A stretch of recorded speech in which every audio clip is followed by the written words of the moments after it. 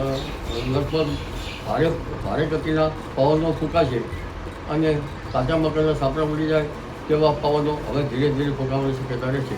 નમસ્કાર દર્શક મિત્રો, એક તરફ જબરજસ્ત ગરમી પડી રહી છે અને હવે આવનારા સમયમાં પ્રી મોન્સૂન એક્ટિવિટી શરૂ થવાની સંભાવના છે.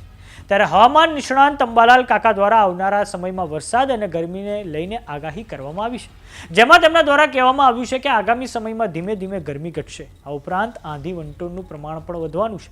ધીમે ધીમે પ્રી મોન્સૂન એક્ટિવિટીનો વરસાદ થવાની પણ શક્યતા રહેશે. તારીખ 18 થી 23 વચ્ચે પ્રી મોન્સૂન એક્ટિવિટીની શરૂઆત થશે. સૌરાષ્ટ્રના દરિયા કિનારાના ભાગો, દક્ષિણ ગુજરાતના ભાગો અને ગુજરાતના અન્ય ભાગોમાં પ્રી મોન્સૂન એક્ટિવિટીનો વરસાદ બપોર બાદ થવાની શક્યતા છે.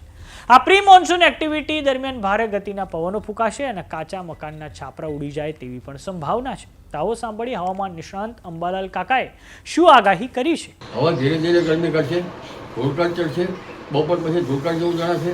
કૃતિકા નક્ષત્રમાં આંધી વંટોળનું પ્રમાણ વધશે અને ધીરે ધીરે પ્રી મોન્સૂન એક્ટિવિટીનો વરસાદ પણ થવાની શક્યતા રહેશે. તારીખ 18 થી 23માં પ્રી મોન્સૂન એક્ટિવિટીનો વરસાદ કેટલાક ભાગમાં થવાની શક્યતા રહેશે, જેમાં સૌરાષ્ટ્રના દરિયા કિનારાના ભાગો, દક્ષિણ ગુજરાતના ભાગો અને પૂર્વ ગુજરાતના ભાગો અને ગુજરાતના અન્ય ભાગોમાં પ્રી મોન્સૂન એક્ટિવિટીનો વરસાદ બપોર બાદ થવાની શક્યતા રહેશે.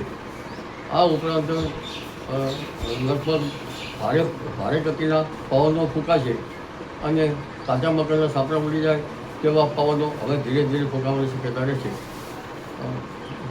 લગભગ જોવા જઈએ તો 25મી મેથી જૂન 5-6 જૂન સુધીમાં જે રોહિણી નક્ષત્રનો વરસાદ થાય તો જો રોહિણી નક્ષત્ર બેસતા વરસાદ થાય તો મોતેલું ઘટે અને બીજા ભાગમાં વરસાદ થાય તો એટલા 72 દિવસમાંથી ઓછા, પણ રોહિણી નક્ષત્ર ઉતરતા વર્ષે તો સારું. રોહિણી નક્ષત્ર ઉતરતા વરસવાની શક્યતા રહે છે. તારીખ 1, 2, 3, 4 જૂનમાં પણ કેટલાક ભાગમાં રોહિણી નક્ષત્રનો વરસાદ થવાની શક્યતા રહે છે. 8 જૂનથી 15 જૂન વચ્ચે ક્યાંક વૃશ્ચિક નક્ષત્રનો વરસાદ થવાની શક્યતા રહે છે, પણ 23 જૂનથી 28 જૂન વચ્ચે કેટલાક ભાગમાં ભારે વરસાદ થવાની શક્યતા રહે છે.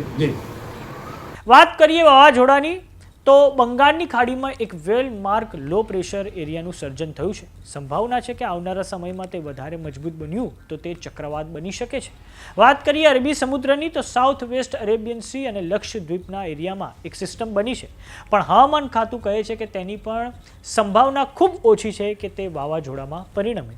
ગુજરાતમાં ગરમીના પ્રમાણની વાત કરીએ તો આજથી ગરમીમાં રાહત મળે તેવી સંભાવના છે, કેમ કે આજે હવામાન ખાતા દ્વારા માત્ર કચ્છ, સુરેન્દ્રનગર અને રાજકોટ માટે જ યલો એલર્ટ આપવામાં આવ્યું છે. આ ઉપરાંત આવતીકાલ માટે રાજ્યના કોઈપણ ભાગ માટે હવામાન ખાતા દ્વારા યલો એલર્ટ કે પછી ઓરેન્જ એલર્ટ આપવામાં નથી આવ્યું. તો સમાચારોમાં અત્યારે બસ આટલું. જોતા રહો જમાવટ. જો તમે અમને યુટ્યુબ પર જોઈ રહ્યા તો સબસ્ક્રાઇબ કરો, જો તમે અમને ફેસબુક પર જોઈ રહ્યા તો ફોલો કરો. સાથે જ અમારી વોટ્સઅપ ચેનલ આવી ગઈ છે, જોઈન કરવાનું ના ભૂલતા. નમસ્કાર.